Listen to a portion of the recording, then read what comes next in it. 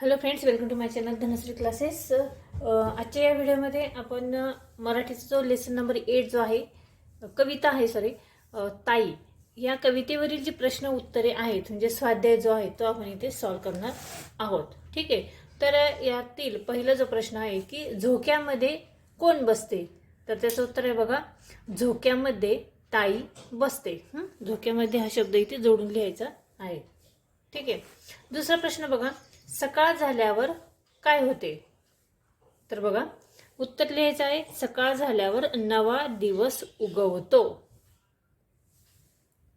3 नंबरचा प्रश्न आहे, ताई आळशी आहे असे कवीने का म्हटले आहे, तर त्याचं उत्तर बघा, कारण ताई दिवस उगवला की फिरायला जाते, मोकळी हवा खाते, घरी आल्यावर ताईला हातात चहा लागतो, म्हणून आळशी म्हटले आहे.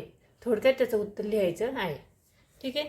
पुढचा प्रश्न आहे की ताईला काम करायला सांगा असे का म्हटले आहे, तर त्याचं उत्तर बघा की ताईचा जो आळशी स्वभाव आहे, ताईचा आळशी स्वभाव बदलावा म्हणून ताईला काम करायला सांगितले आहे, काम करायला सांगा असे म्हटले आहे. ठीक आहे. असं पूर्ण वाक्यात ते उत्तर लिहायचं आहे.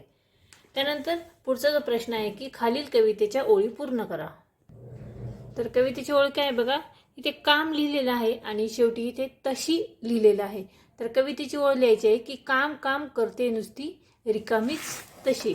इथे बघा कवितेची लाईन आहे, काम काम करते नुसती रिकामीच तशी, आणि इथे पुढे आहे की झोक्यामध्ये आणि पुढे डॅश डॅश आहे आणि खाली जशी लिहिलेलं आहे.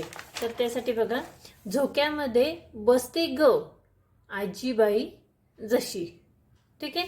या पद्धतीने कवितेच्या ओळी इथे लिहायच्या आहेत. त्यानंतर पुढचा जो प्रश्न आहे की विरुद्धार्थी शब्दांच्या जोड्या जुळवा. ऑपोजिट वर्ड्स इथे लिहायचे आहे की सकाळ, सकाळच्या ऑपोजिट येतं संध्याकाळ, घरी, घरीच्या विरुद्धार्थी येईल दारी, त्यानंतर थोडा, थोडाच्या विरुद्धार्थी येईल जास्त, आणि तरुण, तरुणच्या विरुद्ध येईल म्हातारा. ठीक आहे. तर या पद्धतीने आपण हे तीनही प्रश्न इथे बघितलेले आहेत. खाली प्रकल्प म्हणून इथे एक प्रश्न आहे की यामध्ये माझे आवडते बहीण भाऊ या विषयावर 8 ते 10 ओळी लिहून बहीण भावाचे छायाचित्र चिटकवा असं इथे लिहिलेलं आहे. तर तुम्ही तुमच्या भाषेमध्ये बहीण भावाबद्दल इथे 4-5 ओळी किंवा 8 ते 10 ओळी तुम्हाला जेवढ्या जमतील तेवढ्या लिहून आपल्या बहीण भावाचा फोटो इथे चिटकवायचा आहे. तुम्हाला हवं असेल तर तुम्ही हे बघू शकता. हे माझ्या मुलीने लिहिलेलं आहे आणि यामध्ये थोडे ग्रॅमॅटिकल मिस्टेक आहे, पण ठीक आहे, तिने स्वतः प्रयत्न केलेला आहे लिहिण्याचा. तर तुम्ही इथे फोटो चिटकवून हा निबंध इथे लिहू शकता. त्यामुळे विद्यार्थ्यांचं जे लेखन कौशल्य आहे मराठीचं ते सुधारण्यास मदत होईल. ठीक आहे. पुन्हा भेटूया पुढच्या व्हिडिओमध्ये.